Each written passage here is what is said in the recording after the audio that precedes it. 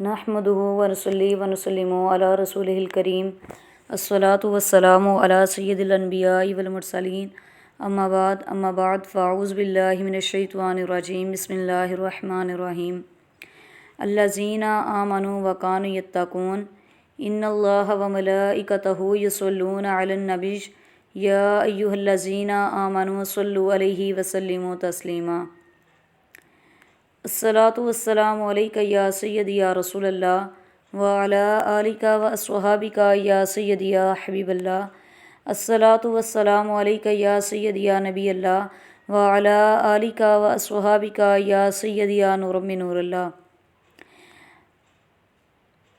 अज़ीज़ान मोहतरम, अल्लाह ताला दी हम्दो सना तो बाद ते प्यारे आका अलैहिस्सलातु वस्सलाम दी ज़ात मुबारका ते दरूद पाक पढ़न तो बाद अस्सलामु अलैकुम व रहमतुल्लाहि व बरकातुहु व मग़फ़िरात। मैं अर्ज़ की है कि मज़हरे जमाल मुस्तफ़ा ते मज़हरे कमाल मुस्तफ़ा वे, क्योंकि कमली वाले ने दुनिया ते आंदियां सजदा कीता ते गौसे पाक ने जिन्हां ने दुनिया ते आंदियां ही रोज़ा रखिया। अजीज़ा ने मोहतरम, रमज़ानुल मुबारक दा माही मुकर्रम है ते लोगों को पता ही नहीं कि सुबह ईद है या रोज़ा रखना है, क्योंकि 29 रोज़े पूरे हो गए ने।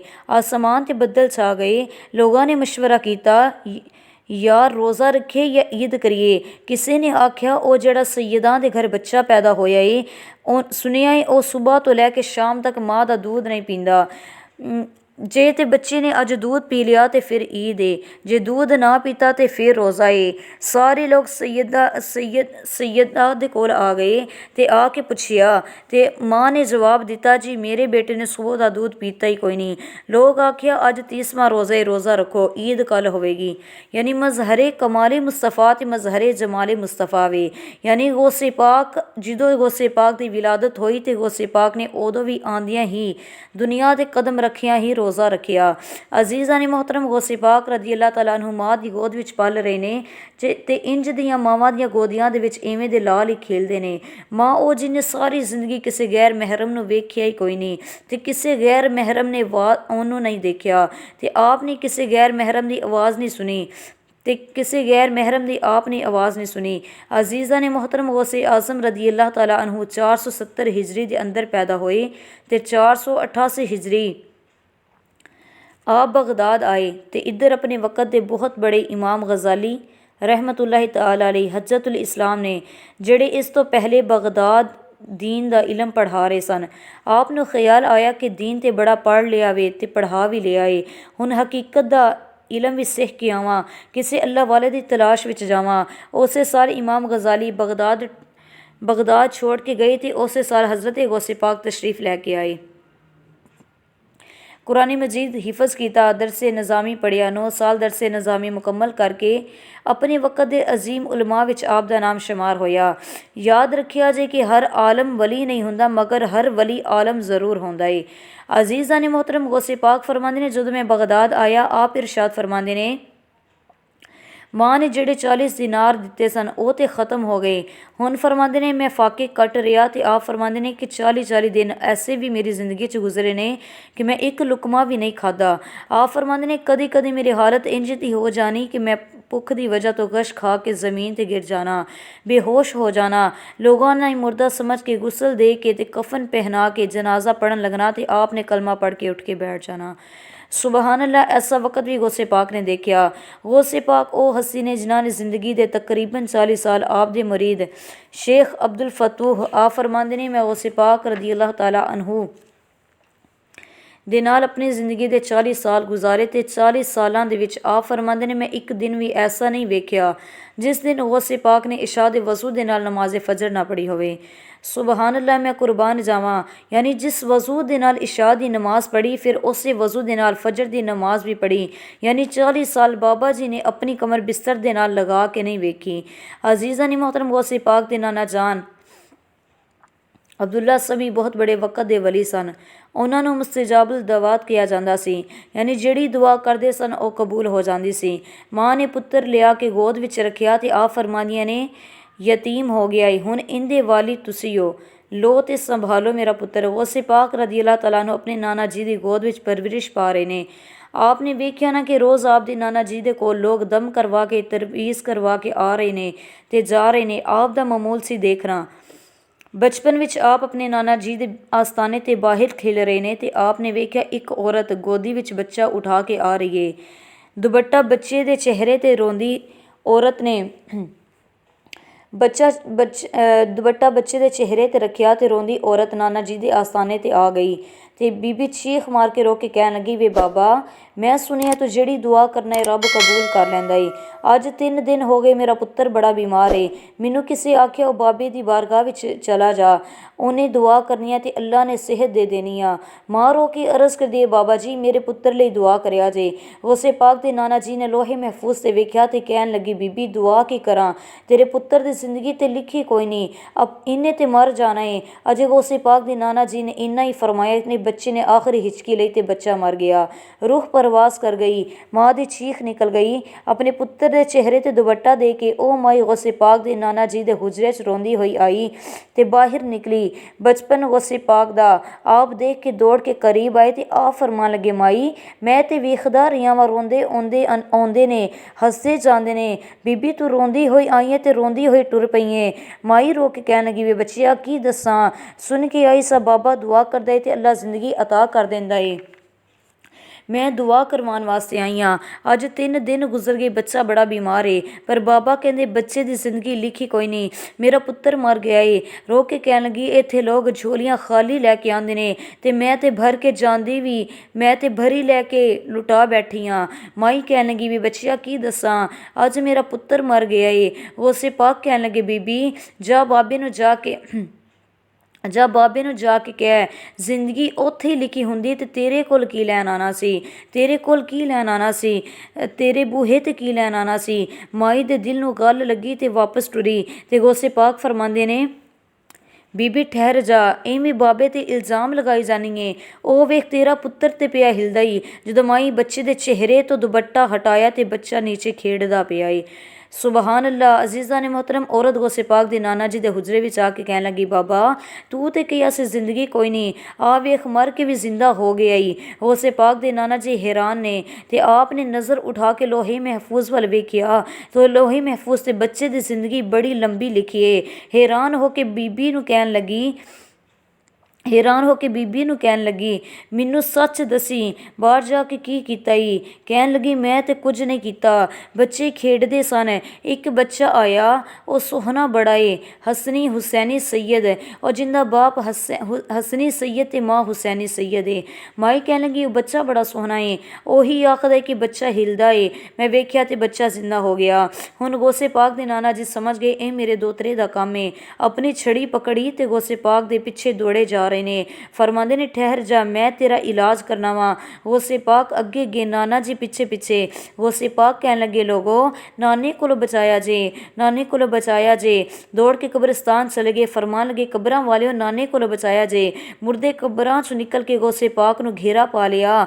ਨਾਨੇ ਨੇ ਦੋਤਰੇ ਦੀ ਸ਼ਾਨ ਵੇਖੀ, ਛੜੀ ਸੁੱਟ ਕੇ ਫਰਮਾਨ ਲੱਗੇ, ਇੱਧਰ ਆ, ਨਾਨੇ ਦੇ ਸੀਨੇ ਲੱਗ ਜਾ। ਮੈਂ ਮਾਰਨ ਤੇ ਨਹੀਂ ਆਇਆ, ਮੈਂ ਤੇ ਕਹਿਣ ਆਇਆ ਵਾਂ, ਵੇ ਇੰਨੀ ਛੋਟੀ ਉਮਰੇ ਰੱਬ ਦੇ ਰਾਜ਼ ਨਹੀਂ ਖੋਲੀ ਦੇ।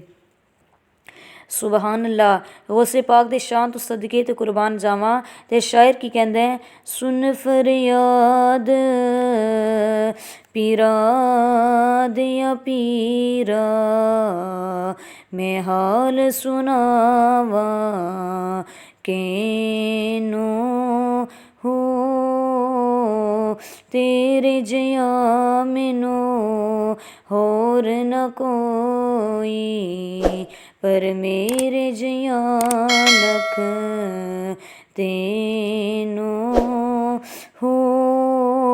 ਤੇ ਫੂਲ ਨਾ ਕਾਗਜ਼ ਅਬਦੀਆਂ ਵਾਲੇ, ਤੇ ਦਰ ਤੋਂ ਥਕਣਾ ਮੈਨੂੰ, ਜੇ ਮੇਰੇ ਵਿਛੜੇ ਉਹਨਾਂ ਨਾ ਹੁੰਦੇ ਬਾਹੋਂ, ਤੇ ਦੱਸੋ ਤੁਸੀਂ ਬਖਸ਼ੋਂਦੇ ਕਿਨੂੰ। ਅਜ਼ੀਜ਼ਾਂ ਨੇ ਮੁਹਤਰਮ, ਗੌਸੇ ਪਾਕ ਦਾ ਮਰੀਦ ਆਪ ਨੂੰ ਵਜ਼ੂ ਕਰਵਾ ਰਿਹਾ ਏ ਤੇ ਅਚਾਨਕ ਗੌਸੇ ਪਾਕ ਨੇ ਚੁੱਲੂ ਲੈ ਕੇ ਹਵਾ 'ਚ ਸੁੱਟਿਆ ਤੇ ਚੀਖ ਮਾਰੀ। ਫਿਰ ਚੁੱਲੂ ਲੈ ਕੇ ਪਾਣੀ ਦਾ ਹਵਾ ਵਿੱਚ ਸੁੱਟਿਆ, ਫਿਰ ਚੁੱਲੂ ਲੈ ਕੇ ਹਵਾ 'ਚ ਸੁੱਟਿਆ ਤੇ ਚੀਖ ਮਾਰੀ। ਜਦੋਂ ਤੀਸਰੀ ਚੀਖ ਮਾਰੀ ਤੇ ਆਪਣੇ ਪਾਉ ਦੀਆਂ ਖੜਾਵਾਂ ਸੁੱਟੀਆਂ ਹਵਾਵਾਂ ਦੇ ਵਿੱਚ। ਉਹ ਮਰੀਦ ਜਿਹੜਾ ਵਜ਼ੂ ਕਰਵਾ ਰਿਹਾ ਏ ਉਹ ਕਹਿਣ ਲੱਗਾ, ਮੈਂ ਗੌਸੇ ਪਾਕ ਦੀਆਂ ਜੁੱਤੀਆਂ ਜਾਂਦੀਆਂ ਤੇ ਵੇਖੀਆਂ ਪਰ ਆਉਂਦੀਆਂ ਨਹੀਂ ਵੇਖੀਆਂ। 3 ਦਿਨ ਗੁਜ਼ਰ ਗਏ। 3 ਦਿਨ ਤੋਂ ਬਾਅਦ ਗੌਸੇ ਪਾਕ ਨੇ ਉਸੇ ਮਰੀਦ ਨੂੰ ਕੋਲ ਬੁਲਾ ਕੇ ਫਰਮਾਇਆ, ਜਾ ਦਰਿਆਏ ਦਜਲਾ ਦੇ ਇੱਕ ਕਿਨਾਰੇ 'ਤੇ ਇੱਕ ਕਾਫਲਾ ਆਇਆ ਈ, ਉਹਨੂੰ ਆਖੀ ਮੈਨੂੰ ਗੌਸੇ ਪਾਕ 11ਵੀਂ ਵਾਲੇ ਨੇ ਭੇਜਿਆ ਏ, ਉਹ ਜੋ ਦਿਨ ਲੈ ਕੇ ਆ ਜਾਵੀਂ। ਮਰੀਦ ਗਿਆ ਤੇ ਜਾ ਕੇ ਕਹਿੰਦਾ ਏ, ਜੀ ਮੈਨੂੰ ਗੌਸੇ ਪਾਕ ਨੇ ਭੇਜਿਆ ਏ। ਉਸ ਕਾਫਲੇ ਵਾਲਿਆਂ ਨੇ ਮਰੀਦ ਨੂੰ ਨਜ਼ਰਾਨੇ ਦੇ ਤੌਰ 'ਤੇ ਬੜੇ ਤੋਹਫੇ ਤਹਾਇਫ ਪੇਸ਼ ਕੀਤੇ ਤੇ ਨਾਲੇ ਆਪ ਦੀਆਂ ਜੁੱਤੀਆਂ ਮੁਬਾਰਕ ਵੀ ਦਿੱਤੀਆਂ। ਉਹ ਮਰੀਦ ਕਹਿੰਦਾ ਕਿ ਮੈਨੂੰ ਖਿਆਲ ਆਇਆ ਕਿ ਗੌਸੇ ਪਾਕ ਤੋਂ ਤੇ ਨਹੀਂ ਪੁੱਛਿਆ ਜਾਣਾ ਤੇ ਇਹਨਾਂ ਨੂੰ ਪੁੱਛ ਲੈਣਾ ਵਾ ਕਿ ਗੌਸੇ ਪਾਕ ਦੀਆਂ ਜੁੱਤੀਆਂ ਕਿੱਥੋਂ ਲਈਆਂ ਜੇ। ਕਾਫਲੇ ਦੇ ਸਰਦਾਰ ਨੂੰ ਕਹਿਣ ਲੱਗਾ, ਜੀ ਇਹ ਜੁੱਤੀਆਂ ਕਿੱਥੋਂ ਲਈਆਂ ਜੇ। ਕਾਫਲੇ ਦਾ ਸਰਦਾਰ ਕਹਿਣ ਲੱਗਾ, ਜਦੋਂ 3 ਦਿਨ ਤੋਂ ਪਹਿਲੇ ਅਸੀਂ ਜੰਗਲ 'ਚੋਂ ਗੁਜ਼ਰ ਰਹੇ ਸਾਂ, ਅਚਾਨਕ ਡਾਕੂਆਂ ਨੇ ਕਾਫਲੇ 'ਤੇ ਹਮਲਾ ਕੀਤਾ। ਡਾਕੂ ਸਮਾਨ ਲੁੱਟ ਕੇ ਲੈ ਗਏ, ਮਾਰਦੇ ਕੁੱਟਦੇ ਜਾ ਰਹੇ ਸਨ। ਜਿਸ ਵੇਲੇ ਜਾ ਰਹੇ ਨੇ ਤੇ ਡਾਕੂਆਂ ਦੇ ਸਰਦਾਰ ਵੱਲ ਵੇਖਿਆ। ਕਾਫਲੇ ਦਾ ਸਰਦਾਰ ਕਹਿਣ ਲੱਗਾ, ਜਦੋਂ ਡਾਕੂਆਂ ਦੇ ਸਰਦਾਰ ਨੂੰ ਵੇਖਿਆ ਤੇ ਮੈਨੂੰ 11ਵੀਂ ਸ਼ਰੀਫ ਵਾਲੇ ਪੀਰ ਦੀ ਯਾਦ ਆਈ। ਆਪ ਫਰਮਾਉਂਦੇ ਨੇ, ਮੈਂ ਬਗਦਾਦ ਵੱਲ ਮੂੰਹ ਕਰਕੇ ਅਰਜ਼ ਕੀਤੀ, 11ਵੀਂ ਵਾਲਿਆ ਜੇ ਕਦੀ ਅੱਜ ਆ ਜਾਵੇਂ ਮੈਂ ਬਗਦਾਦ ਆ ਕੇ ਨਜ਼ਰਾਨਾ ਦੇਵਾਂਗਾ। ਕਹਿੰਦੇ ਨੇ ਉਸ ਵਕਤ ਗੌਸੇ ਪਾਕ ਤੇ ਨਹੀਂ ਆਏ ਪਰ ਆਪ ਦੀਆਂ ਜੁੱਤੀਆਂ ਮੁਬਾਰਕ ਆ ਗਈਆਂ, ਆ ਕੇ ਡਾਕੂਆਂ ਦੇ ਸਿਰਾਂ ਦੇ ਵਿੱਚ ਲੱਗਦੀਆਂ ਨੇ। ਡਾਕੂ ਸਮਾਨ ਸੁੱਟ ਕੇ ਦੌੜ ਗਏ। ਕਾਫਲੇ ਦਾ ਸਰਦਾਰ ਕਹਿੰਦਾ ਡਾਕੂਆਂ ਦੇ ਸਰਦਾਰ ਨੂੰ ਮੁੜ ਕੇ ਕਹਿਣ ਲੱਗਾ, ਕਾਫਲੇ ਵਾਲਿਓ ਲੱਗਦਾ ਈ ਤੁਹਾਡੇ ਪਿੱਛੇ ਕੋਈ ਜਿਉਂਦਾ ਏ। ਅਜ਼ੀਜ਼ਾਂ ਨੇ ਮੁਹਤਰਮ, ਸੁਬਹਾਨ ਅੱਲਾ। ਅੱਜ ਕੱਲ੍ਹ ਦੇ ਲੋਕ ਕਹਿੰਦੇ ਨੇ ਕਿ ਤੁਹਾਡੇ ਵਲੀ ਮਦਦ ਨਹੀਂ ਕਰਦੇ, ਤੂੰ ਵਲੀਆਂ ਦੀ ਗੱਲ ਕਰਨਾ ਏ। ਆ ਮੈਂ ਤੈਨੂੰ ਦੱਸਾਂ, ਸਾਡੇ ਵਲੀਆਂ ਦੀਆਂ ਜੁੱਤੀਆਂ ਵੀ ਮਦਦ ਕਰਦੀਆਂ ਨੇ। ਅਜ਼ੀਜ਼ਾਂ ਨੇ ਮੁਹਤਰਮ, ਸ਼ਿਰਕਪੁਰ ਦਾ ਤਾਜਦਾਰ ਹਜ਼ਰਤ ਸ਼ੇਰ ਰਬਾਨੀ ਮੀਆਂ ਸ਼ੇਰ ਸ਼ਰੀਫੁਦੀਨ ਰਹਿਮਤੁல்லாhi ਤਾਲਾ ਅਲੈਹ, ਆਪ ਨੇ ਆਪਣੇ ਹੁਜਰੇ ਦੇ ਬਾਹਰ ਲਿਖਿਆ ਸੀ, ਅਲ ਮਦਦ ਯਾ ਸ਼ੇਖ ਅਬਦੁਲ ਕਾਦਰ ਜੀਲਾਨੀ ਸ਼ਈ ਅੱਲਿਲਾ। ਆਪ ਦਾ ਇੱਕ ਦੋਸਤ ਸੀ ਜਿਹੜਾ ਅਹਿਲੇ ਹਦੀਸ ਸੀ। ਇੱਕ ਦਿਨ ਆ ਕੇ ਮੀਆਂ ਸ਼ੇਰ ਰਬਾਨੀ ਨੂੰ ਕਹਿਣ ਲੱਗੇ ਕਿ ਬਚਪਨ ਦੇ ਯਾਰ ਤੁਸੀਂ ਮੇਰੇ, ਇਹ ਤੁਸਾਂ ਆਪਣੇ ਹੁਜਰੇ 'ਤੇ ਕੀ ਲਿਖਿਆ ਏ? ਅਲ ਮਦਦ ਯਾ ਸ਼ੇਖ ਅਬਦੁਲ ਕਾਦਰ ਜੀਲਾਨੀ ਸ਼ਈ ਅੱਲਿਲਾ, ਇੱਥੇ ਲਿਖੋ ਅਲ ਮਦਦ ਯਾ ਅੱਲਾ। ਮੀਆਂ ਸ਼ੇਰ ਰਬਾਨੀ ਨੇ ਉਹਨੂੰ ਕੋਈ ਜਵਾਬ ਨਹੀਂ ਦਿੱਤਾ। ਆ ਬਸ ਵਿਰਤ ਕਰਨ ਲੱਗ ਪਏ, ਅਲ ਮਦਦ ਯਾ ਸ਼ੇਖ ਅਬਦੁਲ ਕਾਦਰ ਜੀਲਾਨੀ ਸ਼ਈ ਅੱਲਿਲਾ, ਅਲ ਮਦਦ ਯਾ ਸ਼ੇਖ ਅਬਦੁਲ ਕਾਦਰ ਜੀਲਾਨੀ ਸ਼ਈ ਅੱਲਿਲਾ, ਅਲ ਮਦਦ ਯਾ ਸ਼ੇਖ ਅਬਦੁਲ ਕਾਦਰ ਜੀਲਾਨੀ ਸ਼ਈ ਅੱਲਿਲਾ। ਔਰ ਆਪ ਦੇ ਦੋਸਤ ਚੀਖ ਮਾਰ ਕੇ ਤੇ ਬੇਹੋਸ਼ ਹੋ ਗਏ। ਜਦੋਂ ਆਪ ਦੇ ਦੋਸਤ ਨੂੰ ਹੋਸ਼ ਆਇਆ ਤੇ ਆਪ ਵੀ ਪੜ੍ਹਨ ਲੱਗ ਪਏ, ਅਲ ਮਦਦ ਯਾ ਸ਼ੇਖ ਅਬਦੁਲ ਕਾਦਰ ਜੀਲਾਨੀ ਸ਼ਈ ਅੱਲਿਲਾ। ਮੀਆਂ ਸ਼ੇਰ ਰਬਾਨੀ ਆਪਣੇ ਦੋਸਤ ਨੂੰ ਕਹਿਣ ਲੱਗੇ, ਤੁਹਾਨੂੰ ਕੀ ਹੋਇਆ ਏ? ਕਹਿਣ ਲੱਗੇ, ਪਤਾ ਹੀ ਨਹੀਂ ਚੱਲਿਆ, ਮੈਂ ਬੇਹੋਸ਼ ਹੋ ਗਿਆ। ਅਚਾਨਕ ਮੈਂ ਵੇਖਿਆ ਤੁਹਾਡੇ ਹੁਜਰੇ ਦੇ ਵਿੱਚੋਂ ਇੱਕ ਸਬਜ਼ ਚੋਲ ਆਪ ਫਰਮਾਨ ਲੱਗੇ, ਮੈਂ ਬੇਹੋਸ਼ ਹੋ ਗਿਆ। ਅਚਾਨਕ ਮੈਂ ਵੇਖਿਆ ਤੁਹਾਡੇ ਹੁਜਰੇ ਵਿੱਚੋਂ ਇੱਕ ਸਬਜ਼ ਚੋਲੇ ਵਾਲਾ ਬਾਬਾ ਬਾਹਰ ਆ ਰਿਹਾ ਏ ਤੇ ਮੈਨੂੰ ਕਹਿੰਦਾ ਏ, ਪੜ੍ਹ ਅਲ ਮਦਦ ਯਾ ਸ਼ੇਖ ਅਬਦੁਲ ਕਾਦਰ ਜੀਲਾਨੀ ਸ਼ਈ ਅੱਲਿਲਾ। ਆਪ ਫਰਮਾਉਂਦੇ ਨੇ, ਉਹਨਾਂ ਨੇ ਮੈਨੂੰ ਆਖਿਆ, ਪੜ੍ਹ ਅਲ ਮਦਦ ਯਾ ਸ਼ੇਖ ਅਬਦੁਲ ਕਾਦਰ ਜੀਲਾਨੀ ਸ਼ਈ ਅੱਲਿਲਾ। ਮੈਂ ਪੁੱਛਿਆ, ਬਾਬਾ ਜੀ ਤੁਸੀਂ ਕੌਣ ਹੋ? ਫਰਮਾਇਆ, ਮੈਂ ਹੀ ਅਬਦੁਲ ਕਾਦਰ ਹਾਂ। ਮੈਂ ਤੈਨੂੰ ਦੱਸਣ ਆਇਆ ਵਾਂ, ਸਾਡਾ ਮੁਰੀਦ ਸਾਨੂੰ ਜਿੱਥੇ ਬੁਲਾਵੇ ਅਸੀਂ ਉੱਥੇ ਹੀ ਆ ਜਾਂਦੇ ਹਾਂ। ਸੁਬਹਾਨ ਅੱਲਾ। ਅਜ਼ੀਜ਼ਾਂ ਨੇ ਮੁਹਤਰਮ, ਫਿਰ ਅਸੀਂ ਕਿਉਂ ਨਾ ਕਹੀਏ, ਅੱਲਾ ਪਾਕ ਮੈਨੂੰ ਸਾਰੇ ਗਮਾਂ ਤੋਂ ਬਚਾਇਆ ਏ, ਅੱਲਾ ਪਾਕ ਮੈਨੂੰ ਸਾਰੇ ਗਮਾਂ ਤੋਂ ਬਚਾਇਆ ਏ। ਜਦੋਂ ਦਾ ਮੈਂ ਮੀਰਾ ਵਿਰਦ ਪਕਾਇਆ ਏ, ਜਦੋਂ ਦਾ ਮੈਂ ਮੀਰਾ ਵਿਰਦ ਪਕਾਇਆ ਏ। ਅੱਲਾ ਪਾਕ ਮੈਨੂੰ ਸਾਰੇ ਗਮਾਂ ਤੋਂ ਬਚਾਇਆ ਏ, ਅੱਲਾ ਪਾਕ ਮੈਨੂੰ ਸਾਰੇ ਗਮਾਂ ਤੋਂ ਬਚਾਇਆ ਏ। ਜਦੋਂ ਦਾ ਮੈਂ ਮੀਰਾ ਵਿਰਦ ਪਕਾਇਆ ਏ, ਜਦੋਂ ਦਾ ਮੈਂ ਮੀਰਾ ਵਿਰਦ ਪਕਾਇਆ ਏ। ਫਿਰ ਆ ਜਾ ਤੈਨੂੰ ਦੱਸਾਂ ਕਿਹੜਾ ਮੇਰਾ ਦਸਤਗੀਰ ਏ, ਉਹ ਦਸਤਗੀਰ ਜਿਹੜਾ ਪੀਰਾਂ ਦਾ ਪੀਰ ਏ। ਫਿਰ ਆ ਜਾ ਤੈਨੂੰ ਦੱਸਾਂ ਕਿਹੜਾ ਮੇਰਾ ਦਸਤਗੀਰ ਏ, ਉਹ ਦਸਤਗੀਰ ਜਿਹੜਾ ਪੀਰਾਂ ਦਾ ਪੀਰ ਏ। ਜਿਸ ਵੇਲੇ ਆਵਾਜ਼ ਮਾਰਾਂ ਉਸੇ ਵੇਲੇ ਆਇਆ ਏ, ਜਿਸ ਵੇਲੇ ਆਵਾਜ਼ ਮਾਰਾਂ ਉਸੇ ਵੇਲੇ ਆਇਆ ਏ। ਜਦੋਂ ਦਾ ਮੈਂ ਮੀਰਾ ਮੀਰਾ ਵਿਰਦ ਪਕਾਇਆ ਏ।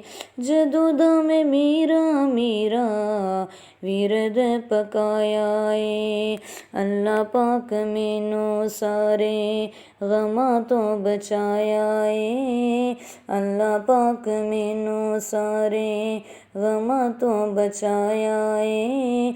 ਜਦੋਂ ਦਾ ਮੈਂ ਮੀਰਾ ਮੀਰਾ ਵਿਰਦ ਪਕਾਇਆ ਏ।